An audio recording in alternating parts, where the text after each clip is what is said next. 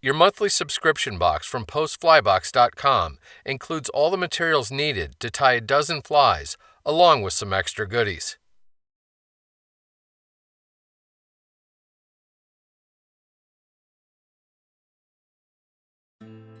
The flash bugger is a somewhat souped-up version of the venerable woolly bugger.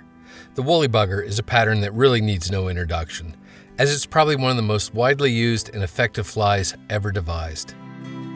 To tie a flash bugger, begin by inserting the point of one of the hooks into the small hole on one of the beads. Then slip the bead up the shank and position it behind the hook eye. You can then get the assembly firmly secured in the jaws of your tying vise. Solder wire is used to add some weight to the fly and to help stabilize the bead on the hook.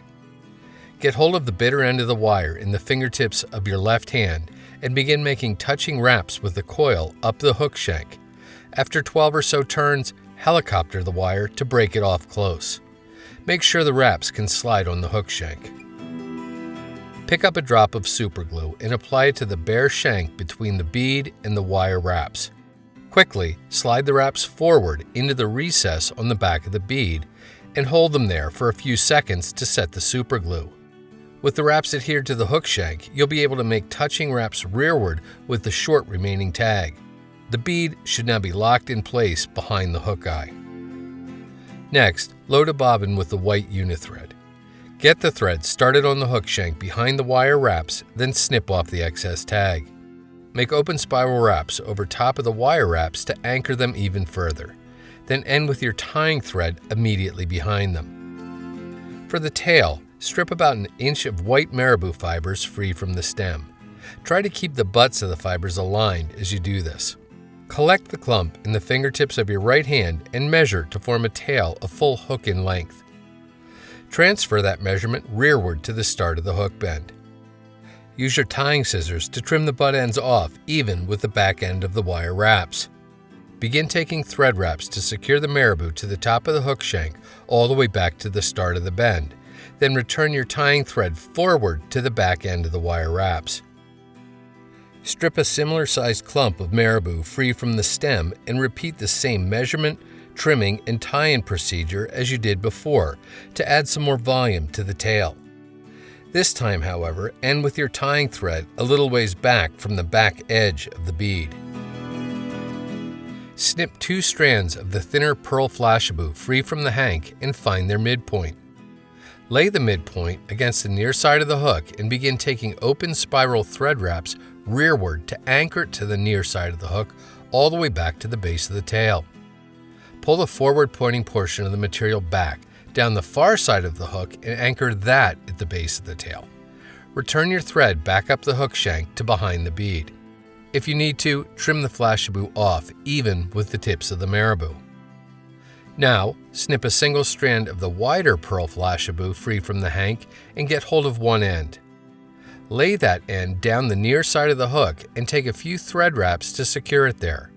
Fold the forward pointing portion of the material back to form a large loop in front of the fly. Then, anchor the folded back portion to the far side of the hook. Take a few thread wraps rearward, then snip off any excess rearward pointing material. Make sure the flashabou is correctly aligned on either side of the hook, then take more wraps of tying thread to really lock it down. End with your thread at the back edge of the bead. With the shiny or front side of a white saddle hackle feather facing you, strip off the fuzzy lower fibers from both sides of the stem. Strip a few more from the top side of the stem to make sure the feather wraps correctly. Flip the feather over so its back side faces you and lay the bare stem against the near side of the hook, then take thread wraps to secure it, like so. Once it's well secured, reach in with your tying scissors and snip the excess stem off close. Pull down on your bobbin to expose about 3 inches of tying thread. Pluck a small clump of pearl UV ice dubbing free from the packet. Twist the dubbing onto your tying thread to create a fairly substantial 3-inch long noodle. Begin taking touching wraps with the noodle down the hook shank, starting at the back edge of the bead. If you run out of dubbing, simply go back to the packet, get a bit more, and produce another noodle long enough to cover the hook shank all the way back to the base of the tail. Snip the Flashabou loop at its midpoint and pull the near side material down along the near side of the hook and anchor it at the base of the tail.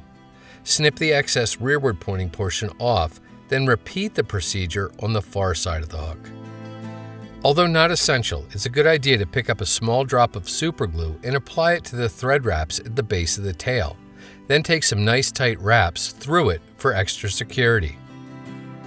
Get hold of the saddle hackle feather and take a full wrap around the hook shank behind the bead, followed by open spiral wraps rearward.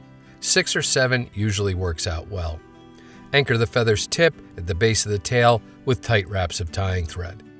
You can then snip or simply break the excess feather tip off close. Now, make open spiral thread wraps up the hook shank, zigzagging as you go so as not to trap hackle fibers. End with your thread at the back edge of the bead. Pick up your whip finish tool and use it to complete a 4 or 5 turn whip finish, then seat the knot well and snip your tying thread free. A drop of head cement, here Sally Hansen hard as nails, applied to the thread wraps at the back edge of the bead will ensure they don't come unraveled. And that's the Flashabugger. History would suggest that this one fly is capable of catching just about any species of fish that swims.